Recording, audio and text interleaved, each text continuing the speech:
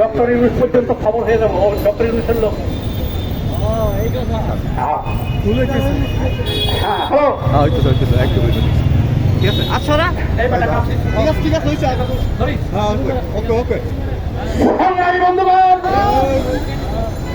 বাংলাদেশের communist party মার্কসবাদী আয়োজিত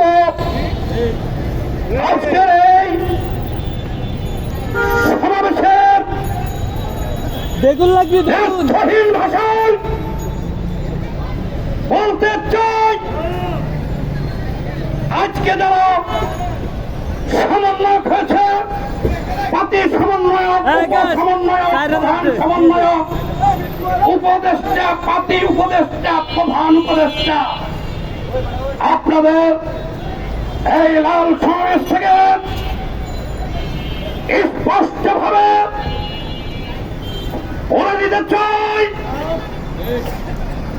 10 মাস 10 দিন না হলে একটা শিশুই তো জন্ম নেয় না। আপনারা 36 দিন আন্দোলন করে কিভাবে শেখ হাসিনার মতো একজন আন্তর্জাতিক ফ্যাসিস্ট দানব সরকারকে উৎখাত করলেন, জবাব চাই। আমরা লাল বাহিনী বিগত 15 বছর যাবৎ এই স্বৈরাচারী শাসক শেখ হাসিনার বিরুদ্ধে একটানা লড়াই সংগ্রাম করেছি, জেল খেটেছি, গুম হয়েছি, মামলা খেয়েছি, হামলা শিকার হয়েছি, 15টা বছর লড়াই করেছি। টেকনাফ থেকে তেঁতুলিয়ায় জনগণকে সংগঠিত করেছি। আপনারা বললেন আমরা আপনাদের সন্তান, আমরা কোটার জন্য আন্দোলন করছি, শেখ হাসিনার বাহিনী আমাদের পিটাচ্ছে, গুলি করছে, আব্বা আপনারা বাঁচান, আব্বা আপনারা আসেন। সারা বাংলার বীর জনতা এবং কমরেড সবাই ঝাঁপিয়ে পড়লাম। তারপর লড়াই শুরু হলো। এদেশের কৃষক, শ্রমিক, মেহনতি মানুষ, আপামায় জনসাধারণ, আমার গরিব দুঃখী মানুষ, আমার রিকশাওয়ালা ভাইরা সহ সবাই আন্দোলনে ঝাঁপিয়ে পড়ল আমাদের সন্তানদের বাঁচানোর জন্য। শেখ হাসিনাকে পরাজিত করা হলো। অতঃপর কি হইল?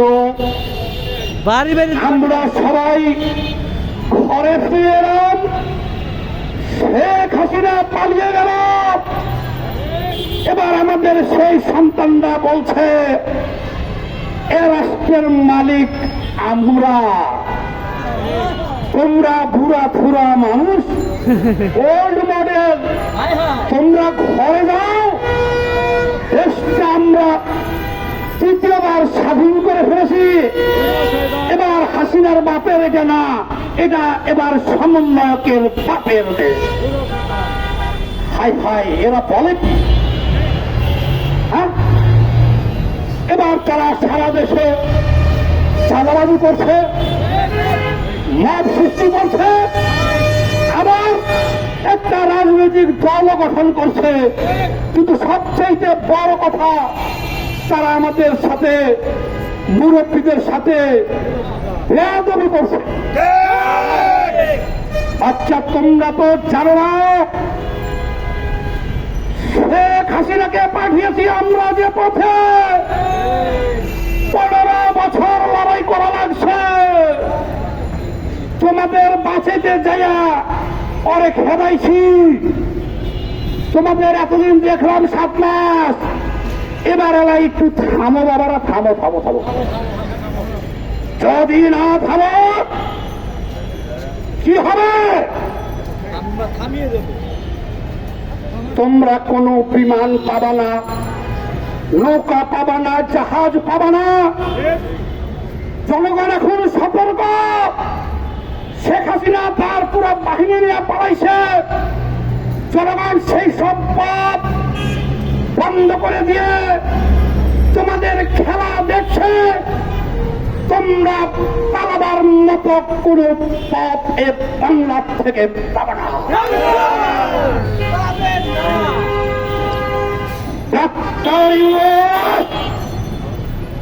আপনাকে সতর্ক বার্তা দিতে চাই।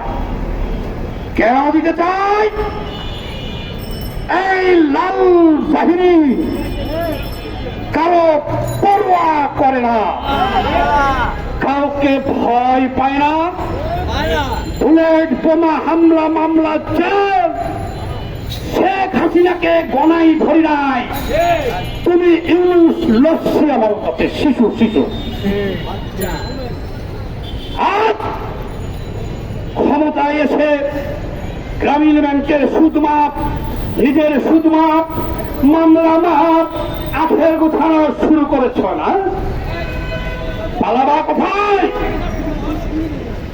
সংগ্রামী বন্ধুগণ, সুজলা সফলা শস্য শ্যামলায় আমার এই প্রিয় বাংলাদেশ, আমার এই জন্মভূমি আজ শ্মশান হতে চলেছে।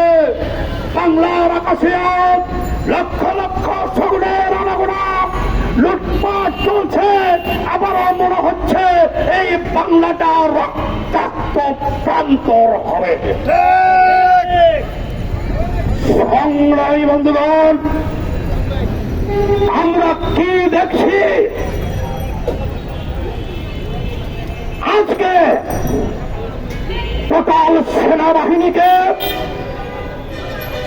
স্টপ করে দেওয়া হয়েছে, পুলিশ বাহিনীকে থামিয়ে দেওয়া হয়েছে, সেনাবাহিনী, নৌবাহিনী, বিমান বাহিনী সহ এই বাংলার রক্ষাকর্তা, এই বাংলার স্বাধীনতা সার্বভৌমত্ব, এই বাংলার জনগণের জানমালের নিরাপত্তা যাদেরকে দায়িত্ব দেওয়া হয়েছে, এদেশের গরিব মানুষের কোটি কোটি হাজার কোটি টাকা যাদের পিছনে ব্যয় হয়েছে, অস্ত্র কিনে দেওয়া হয়েছে, সেই অস্ত্র নিয়ে তারা আজ মব সৃষ্টিকারী, ছিনতাইকারী, লুণ্ঠনকারী, ডাকাত এদের পাহারাদার হয়েছে। জনগণের পক্ষেরা দাঁড়াচ্ছে না, কিন্তু এদের দোষ আমি দেই না। কেন? সেনাবাহিনী প্রধানকে পর্যন্ত গালাগালি করা হচ্ছে। এদের ক্ষমতার উৎস কোথায় আমরা জানি।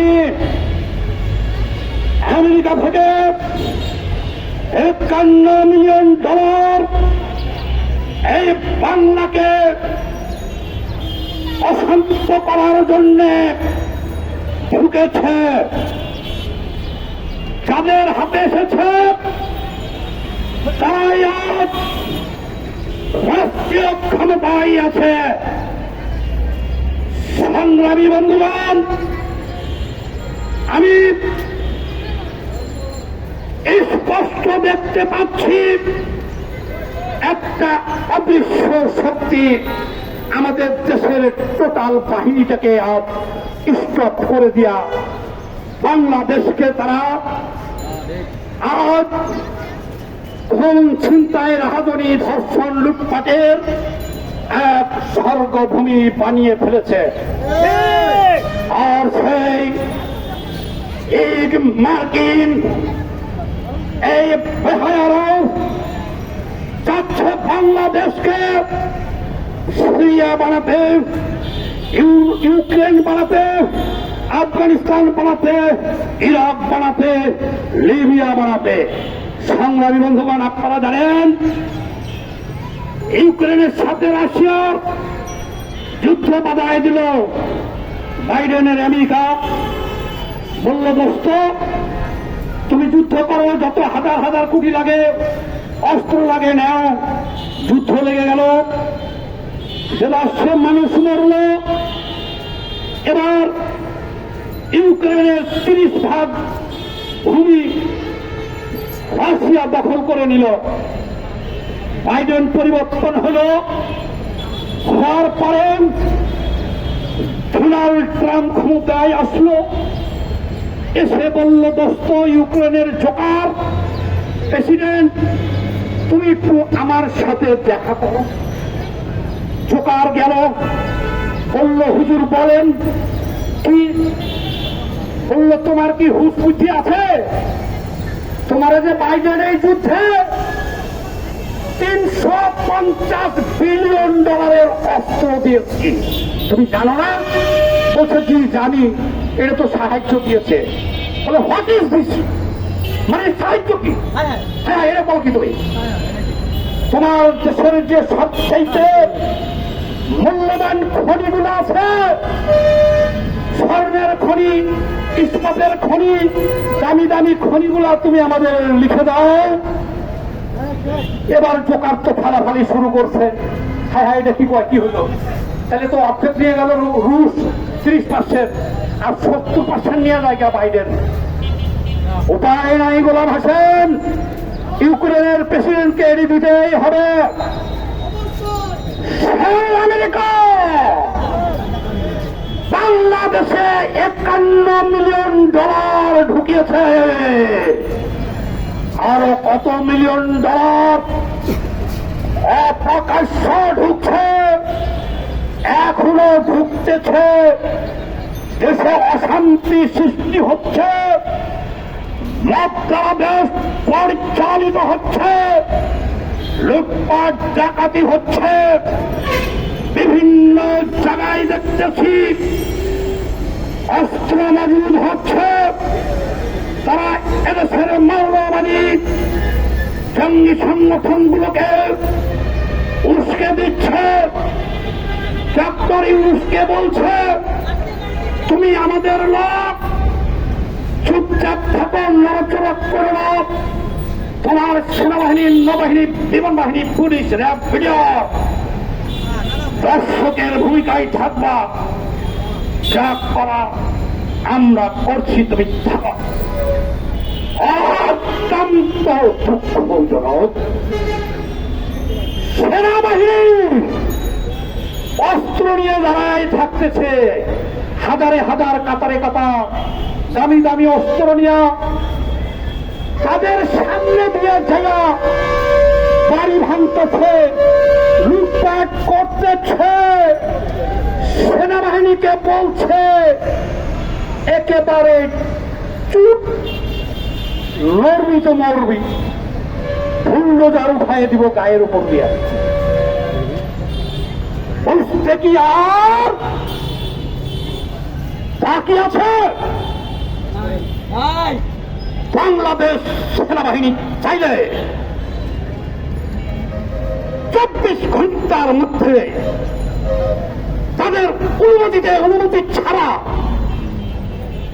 এই 18 কোটি মানুষ, যত এর মধ্যে লুটপাটকারী, সন্ত্রাসী, খুন, রাহাজানি, লুটপাটকারী, মত সৃষ্টিকারী যারা আছে সারা দেশে, এদের এই যে এত শক্তি, মাত্র 24 ঘন্টার মধ্যে বাংলাদেশে শুনশান নীরবতা পালন হবে। এই রাস্তার সমস্ত দোকান রাজধানীর খোলা থাকবে, একজন চোর বাবারে পাওয়া যাবে না। একজন মদ যদি কেউ খেতে চান, দেখতে চান, আপনারা পাবেন না। ছিনতাইকারী, ডাকাত, চোর যারা এখন বলছে রাষ্ট্রের মালিক, সব সাফাই তুলকিয়া হয়ে যাবে। সারা দেশের মানুষ নিশ্চিন্তে ঘুমাবেন, কেউ দোকানপাট বন্ধ করবেন না। আমার বীর সেনাবাহিনীর সেই ক্ষমতা এ বাংলায় আছে। কিন্তু লগনে শরীরের রক্ত গরম হয়ে যায়, সহ্য করতে পারি না। যখন আমরা আমাদের সেনাবাহিনী ভাইদের বুকের ভাষা বুঝি, চোখের ভাষা বুঝি, শত শত রাউন্ড গুলি লোড করে নিয়ে দাঁড়িয়ে থাকে, তাদের সামনে মত সৃষ্টিকারীরা তাদেরকে ধমক দিয়ে সরিয়ে লুটপাট চালায়। আমি কমরেড সমাজ জাতির কাছে প্রশ্ন রেখে গেলাম, আমার বাংলার সেনাবাহিনী, পুলিশ বাহিনী, র্যাব, বিজেপি, বিমান বাহিনী, নৌবাহিনী কেন আজ নীরব দর্শকের ভূমিকা পালন করতেছে? কেন? আমার মা বোন আজ রাস্তায় বের হতে পারে না। ভাইয়েরা আমার ছিনতাইকারীর ভয়ে রাস্তায় নামতে পারে না। চাঁদাবাদ, নজিরবিহীন ঘটনা বাংলাদেশের 54 বছরের ইতিহাসে, পাকিস্তান আমলের 23 বছরের ইতিহাসে এমন নেককারজনক ঘটনা কোথাও ঘটে নাই। এমনকি কতক্ষণ লাগবে?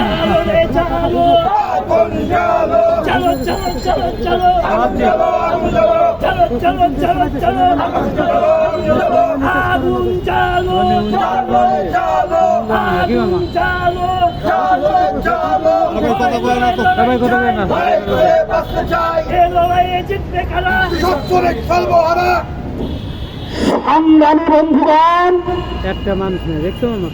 সেই কথাটি আজ বলতে চাই যে আমার দেশের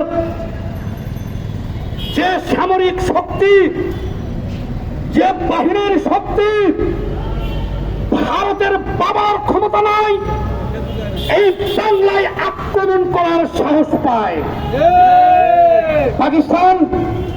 এমনকি আমেরিকার বাবার ক্ষমতা নাই আমার বাংলায় হামলা চালায়, কারণ বাংলাদেশের বীর সেনানী আর 18 কোটি জনগণ রয়্যাল বেঙ্গল টাইগারের ভয়ে কেউ পারবে না। এবং এই বাংলাদেশের সেনাবাহিনী প্রশাসন এই বাংলার স্বাধীনতা সার্বভৌমত্ব রক্ষা করতে 100% প্রস্তুত এবং সক্ষম। তার প্রমাণ আমরা 54 বছরে পেয়েছি। আর একটা দুর্দান্ত কথা বলে দিই, আমাদের বাংলার সেনাবাহিনী জাতিসংঘের অধীনে বিশ্বের বিভিন্ন দেশে ভয়ঙ্কর গেরিলা যুদ্ধ করে ভয়ঙ্কর যোদ্ধাদের বিরুদ্ধে লড়াই করে শত শত পুরস্কার নিয়ে এসেছে। ওই জাতিসংঘ বলতেছে এগুলো হলো বাংলার পাক। আজকে ওই সেই আমেরিকা ধমক দিয়েছে কি তোমাদের জাতিসংঘ মিশন থেকে কিন্তু বাদ দিয়ে দিবা। বাংলাদেশে যা হচ্ছে, লুটপাট হোক আর ধর্ষণ হোক আর মারামারি হোক, তোমাদের যাইতে বললে যাইবা, দাঁড়ায় থাকবা। মব সৃষ্টিকারীরা বা ডাকাত যদি তোমাকে মারে, মায়ের খাইবা, কিন্তু খবরদার 1 রাউন্ড গুলি ছাড়বা না। সেটাই তো আপনারা দেখছেন বাংলায়, দেখছেন না? সেই আমেরিকা ডক্টর ইউনূসকে আগে বসিয়েছে, আর এখন এইরকম নজিরবিহীন ঘটনা বাংলায় ঘটছে। আচ্ছা বলেন তো, তাহলে এই দেশটার উদ্দেশ্য কি? দেশের কোনো প্রশাসন নাই, কেন নাই? হ্যাঁ, এই দেশটাতে গৃহযুদ্ধ বাঁধাবে তারা, সিরিয়া বানাবে, ইরাক বানাবে। আমি চ্যালেঞ্জ করলাম, আর 6 মাস জেনে যান, আমেরিকা আবার ইউনুসকে ডাকবে, এই দোস্ত নোবেল জয়ী, আহো একটু আহো, একটু চা খেয়ে যাও। শেখ হাসিনারা কিন্তু আমরা চা খেতে দেই নাই, তুমি নোবেল জয়ী বিশ্ব নেতা, আও ভাতি যাও, হয়তো যাও। যখন ইউনুস যাবে বলবে 51 মিলিয়ন তো হলো, ওটা ফাঁস হয়ে গেছিল, আর সাথে যে আরো 300 মিলিয়ন দিছি, এটা কি করবি? নকল হতে বাবা, আমি কি করবো? আমি তো জানি না কি করবো। কোনো দেশে তেমন খনি নাই ইউক্রেনের মতো। ওই সেন্ট মার্টিনটা ছেড়ে দে, আর রাঙ্গামাটি পার্বত্য অঞ্চল এইদিকে নজর দিস না। আপাতত আমার কিছু সৈন্য ওই দিক দিয়ে থাক, আর তুই ওই ক্ষমতাতেই থাকবি।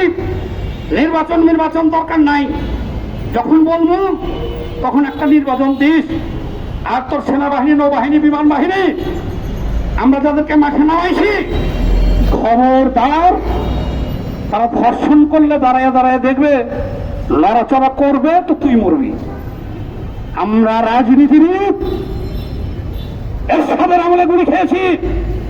2014 সালে এমপি ইলেকশন করেছি মতিউল থেকে, 18তে করেছি, 2020-এ মেয়র নির্বাচন করেছি। প্রায় 40 বছর রাজপথে আছি। আমরা সব ভিতরের খবর রাখি। কাজেই দেশের আর একটি লড়াই আসন্ন।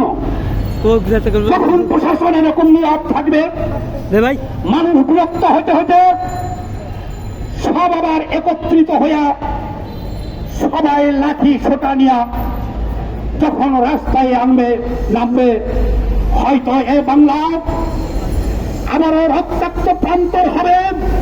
কিন্তু সেই সব মার্কিনী ষড়যন্ত্র আর সুদী ইউনুসগণ হয়তো নিরাপদে দেশ থেকে পালাবে, না হলে প্রাণ হারাবে। সেই দিনকে এই বাংলাদেশ প্রকৃত পক্ষে স্বাধীন হবে।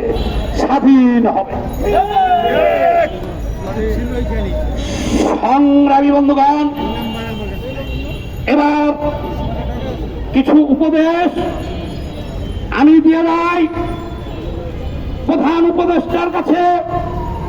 এখানে দেখলাম গোয়েন্দা বিভাগের অনেক ভাই ঘুরঘুর করতেছে, রেকর্ড করছে, আমার নামটা সহ দিয়েন। অত্যন্ত কঠিন এবং সতর্ক বার্তা। বাংলাদেশের জনগণকে নিজের হাতে আইন তুলে নিতে বাধ্য করবেন না। যদি আইন নিজের হাতে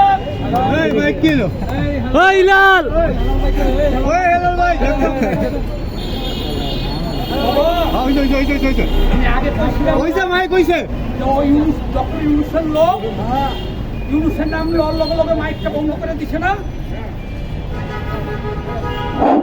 এই যে এখন আবার দিছে।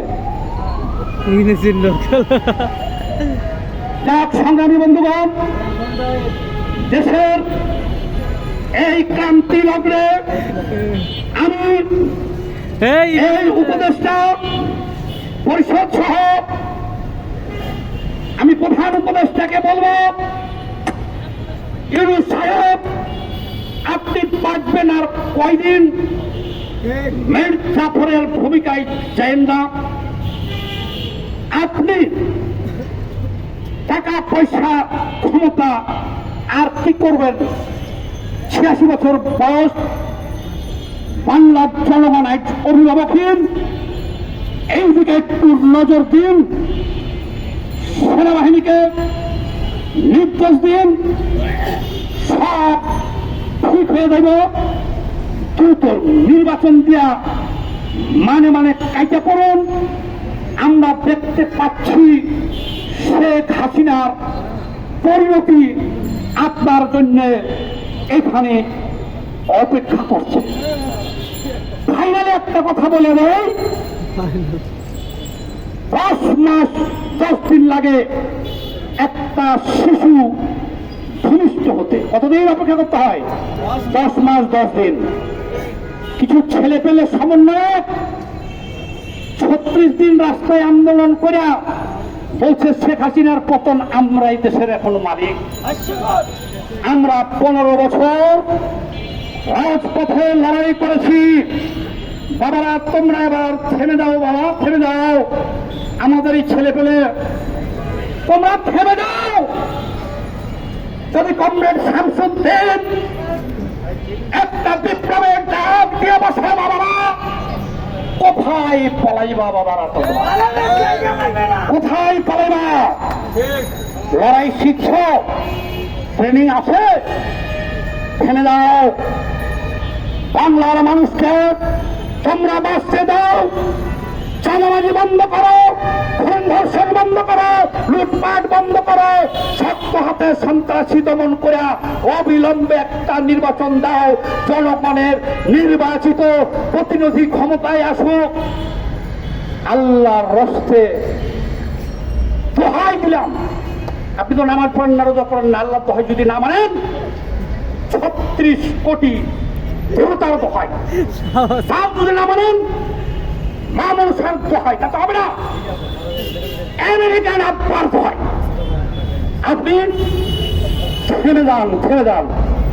এই বাংলায় রক্তাক্ত করেন না বাংলাটাকে, বাংলাটাকে সিরিয়া বানেন না। হিজবুত তাহরির দেখেছেন, দেখেছেন কালকে তারা পুলিশ অফিসায়। আর এই বাংলাদেশটাকে সিরিয়া বানাবেন না, আফগানিস্তান বানাবেন না, লিবিয়া বানাবেন না, ইরাক বানাবেন না, ইউক্রেন বানাবেন না, ফিলিস্তিনও হবে না। খুব বেশি হলে আমরা রোজার ঈদ পর্যন্ত দেখব। এই ঈদের পরে এখানে থেকে একটা ডাক দেওয়া হবে এই অন্যায়ের বিরুদ্ধে, লক্ষ ফ্যাসিস্টের বিরুদ্ধে, ওই মার্কিনীদের বিরুদ্ধে। আমার ঢাকা শহরের রিক্সাওয়ালা ভাইরা চাইলে আপনারা একদিনের জন্য ছাড়া করতে পারে, আমাদেরও লাগবে না। এই পর্যন্ত আপনাদের আমি সময় বেঁধে দিলাম। একটা কথা বলি, শেখ হাসিনা পতনের 5 মাস আগে এখানে দাঁড়িয়ে যে জ্বালাময়ী বক্তব্যটা দিয়েছিলাম, লক্ষ লক্ষ কমেন্ট করেছিল যে এ পাগল, এই জন্য শেখ হাসিনা কিছু কয় না, এত কিছু কইল। ঠিক 5 মাস পরে যাহা যাহা বলেছিলাম তাহা তাহাই হয়েছে। আমার ফেসবুকেও দেখি lakh lakh million million view. বলতেছে আরে অরিজিনাল মাস্টার মাইন্ডের বাপ তো ইনি। 40 বছর ধরে রাজনীতি করি, আবারও সেই ভবিষ্যৎবাণী, সেই লড়াইয়ের আশঙ্কা করছি। আমাদের কোনো ব্যক্তি স্বার্থ নেই, তবে সাবধান, দেশটাকে একটা জঙ্গিবাদী রাষ্ট্র হিসেবে বিশ্বের দরবারে পরিচিতি হতে দিবেন না। আর বেশি কিছু কিরে ভাই কি আছে ইলাল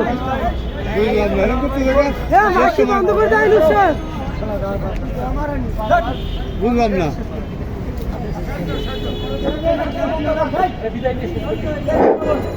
এটা কে বন্ধ করছে ভাই?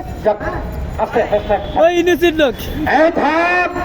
এখানে ইউনুসের লোক আছে, সেনাবাহিনীর লোক আছে, সমন্বয়কদের লোক আছে। তুমি কি মনে করো? হ্যাঁ, বড় বন্ধ। আমরা শেখ হাসিনাকে পরোয়া করি নাই, লড়াই করেছি। ইউনুস তো বুড়া মানুষ, দৌড়াইতেও পারবো না, আমাকে ধরতেও পারবো না। কোনো ভয় নাই, খালি খেয়াল রাখো। বাংলার 18 কোটি জনগণকে চোখ কান খোলা রাখার আহ্বান জানিয়ে রোজার পরে দুর্বার গতিতে এই ফ্যাসিস্টের বিরুদ্ধে লড়াই করার জন্য প্রস্তুত থাকার আহ্বান জানিয়ে আজকের চলো